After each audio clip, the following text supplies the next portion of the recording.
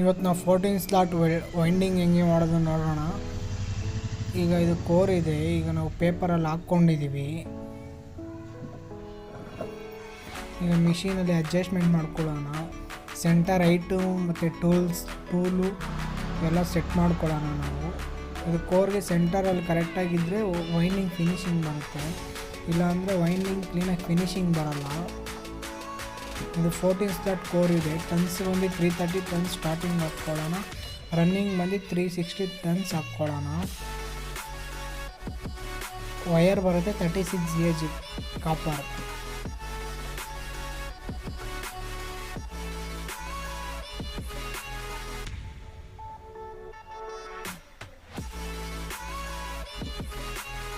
Machine ಸೆಂಟ್ರಿಗೆ core centre ಇರಬೇಕಾಗುತ್ತೆ.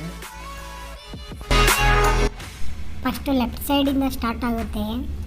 ನಾವು ಯಾವುದೇ ಫ್ಯಾನ್ ವೈಂಡಿಂಗ್ ಮಾಡಬೇಕಾದ್ರೂ ಅದನ್ನು ಲೆಫ್ಟ್ ಸೈಡಿಂದ ಫ್ಯಾನ್ ವೈಂಡಿಂಗ್ ಮಾಡಬೇಕಾಗುತ್ತೆ.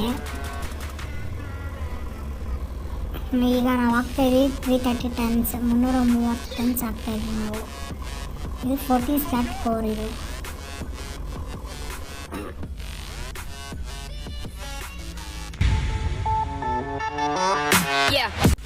ಸಾಲ್ಟ್ಗೆ ಸ್ವಲ್ಪ ತಿರುಗಿಸಿ ಹಾಕ್ಕೊಳ್ಳೋಣ. ಇದೀಗ ರೈಟ್ ಸೈಡಿಗೆ ರೊಟೇಟ್ ಆಗ್ತಾಯಿದೆ. ಫಸ್ಟು ಲೆಫ್ಟ್ ಸೈಡಿಗೆ ರೊಟೇಟ್ ಆಗುತ್ತೆ, ಆಮೇಲೆ ರೈಟ್ ಸೈಡಿಗೆ ಡೈರೆಕ್ಷನ್ ರೊಟೇಟ್ ಮಾಡ್ಕೊಬೇಕಾಗುತ್ತೆ.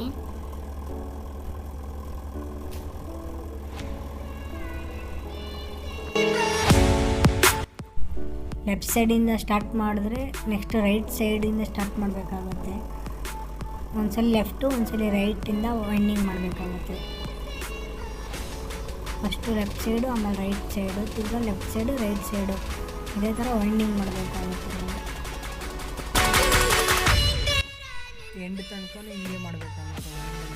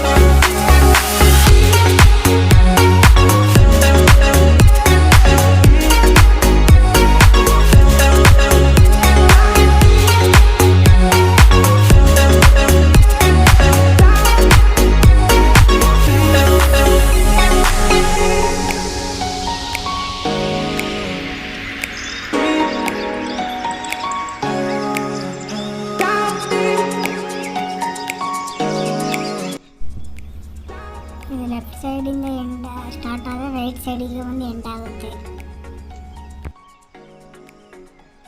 ಫ್ಯಾನ್ದು ಪೇಪರ್ ಹಾಕ್ತಾಯಿದೆ.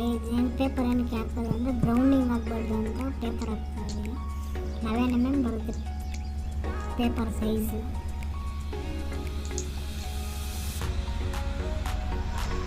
ಪೇಪರ್ ಹಾಕೋಕ್ಕೆ ಮುಂಚೆ ಸ್ಟಾರ್ಟಿಂಗ್ ಕೈಲಿ ಗ್ರೌಂಡಿಂಗು ಮತ್ತು ಎಲ್ಲ ಚೆಕ್ ಮಾಡಿಕೊಂಡು ಆಮೇಲೆ ರನ್ನಿಂಗ್ ಕೈಲಿ ವೈಂಡಿಂಗ್ ಮಾಡ್ಕೊಬೇಕಾಗುತ್ತೆ.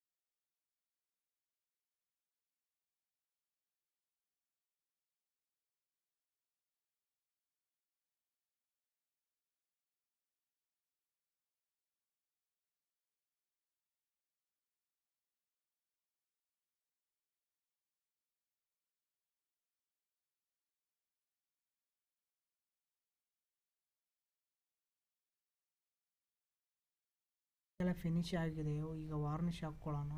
ಇದು ವಾರ್ನಿಷ್ ಏನಕ್ಕೆ ಹಾಕೋದಂದರೆ ವಯರ್ ಸ್ಕಿನ್ ಆಗುತ್ತೆ ವೈಂಡಿಂಗ್ ಮಾಡೋ ಟೈಮಲ್ಲಿ. ಆ ಸ್ಕಿನ್ ಕವರ್ ಆಗಲಿ ಅಂತ ವಾರ್ನಿಷ್ ಹಾಕ್ತೀವಿ. ಮತ್ತು ವಯರ್ ಹಾರ್ಡಾಗಲಿ ಅಂತ ವಾರ್ನಿಷ್ ಆಗುತ್ತೆ. ವಾರ್ನಿಷ್ ಹಾಕೋದ್ರಿಂದ ವೈಂಡಿಂಗ್ದು ಲೈಫ್ ತುಂಬ ಜಾಸ್ತಿ ಬರುತ್ತೆ.